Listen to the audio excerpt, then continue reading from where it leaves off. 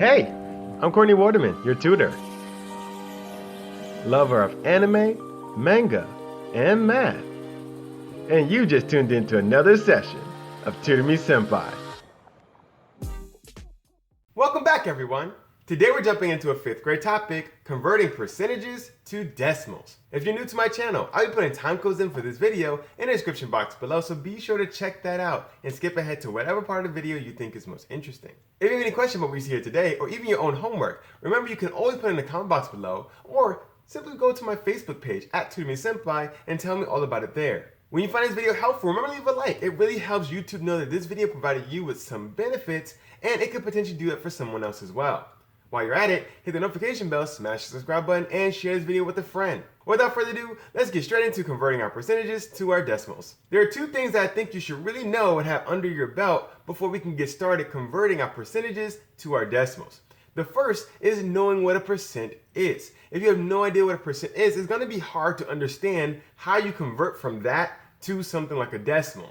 But no worries, if you have no idea what a percent is, I actually made a video on this topic and I'll link it up here. It walks through pretty much all you would need to know about your introductory into percentages. So check that one out and then come back here if you have no idea what a percent even is. Trust me, what you see in that video is going to be super helpful for what you're going to see in this video. The second thing I think you should have under your belt is dividing comfortably using decimals. Now, this is a sore spot for you, or if you still are confused with the notion of having decimals with your division, then I think you should kind of pause this video and check out my video on that as well. I have a video kind of breaking down how you can easily divide using decimals, and you don't have to necessarily get tripped up anywhere. So if you check out both of those videos and come back to this one, that's going to provide you with all the background you're going to need for this video to make sure you understand exactly what we're doing at every step of the way.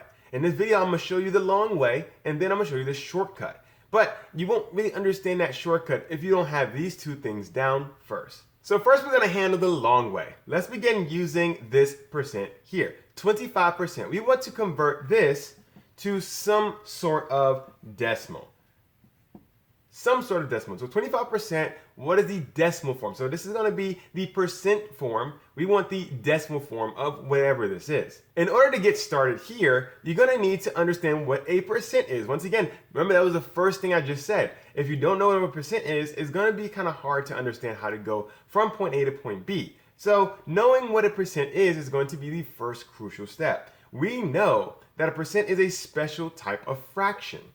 We can convert 25% to a fraction rather easily because we know that it is just 25 over 100. Knowing that this is a special type of fraction, there really is no real work that you need to do here. Simply putting it in its fraction form will be the first step. And once you already have it in its fraction form, you can convert this fraction to a decimal using the steps you should probably already know. And if you don't know that, don't worry. I also have a video on how to convert a fraction to a decimal. I'll link it up top just like I did with the other 2 videos. For this video, we're going to quickly go over this so you'll have a refresher that you need.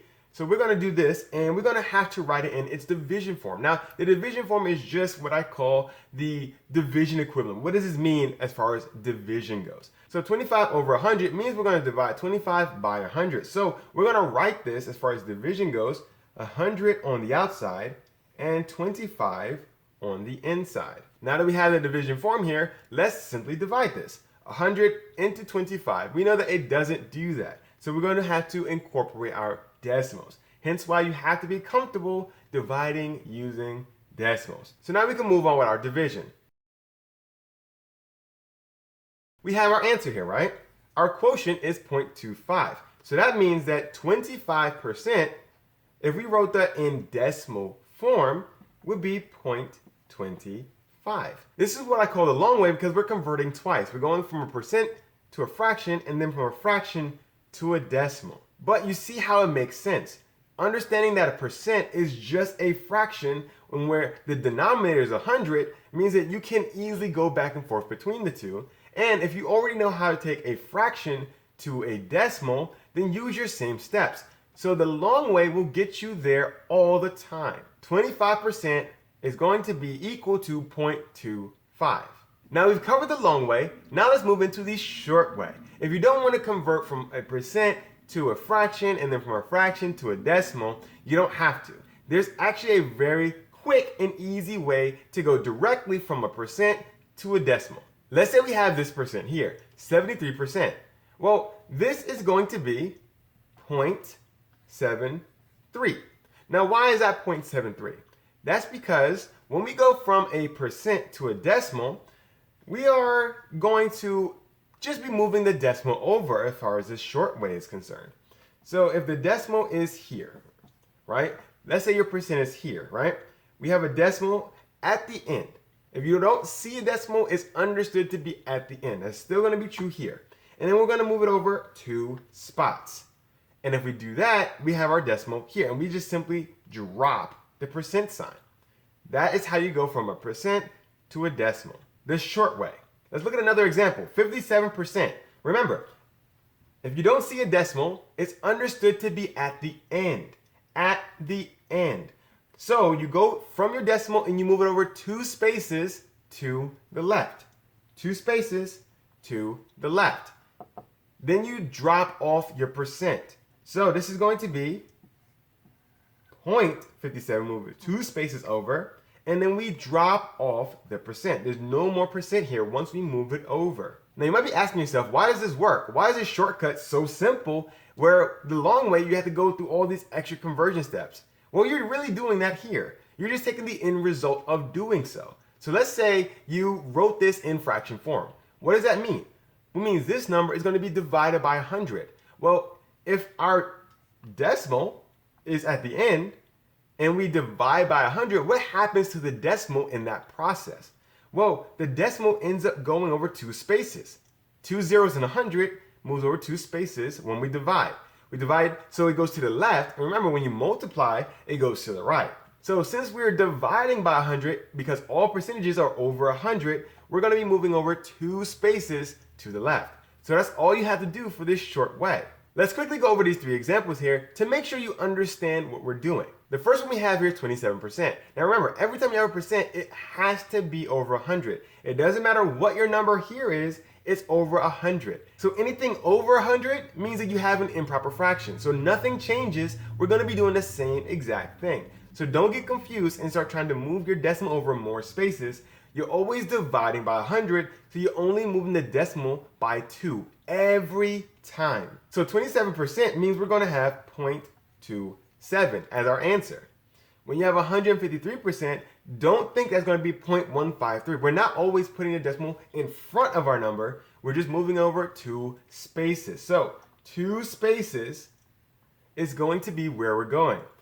This is going to be 1.53. Likewise, for something even bigger, we're going to start here at the right and move over 2 spaces. So this is 17.83. No matter how big your percent is, always remember, move only 2 spaces. I have one last example for you. Now, percentages can actually have decimals already in them. Remember, I said if you don't see a decimal, it's understood to be at the end. But there are times where you will see a decimal. So let's say we have something like this, 738.52%. That is perfectly legal. We can do this. However, we're going to attack this the same exact way. We see a decimal. So we want to convert this into a decimal without a percent. Now you see it's a decimal within a decimal without a percent. We're going to do the same exact steps. We take the decimal and move it over 2 spaces. It's always 2. We're dividing by 100, so move it over 2 spaces. So our answer for this is going to be 7.3852.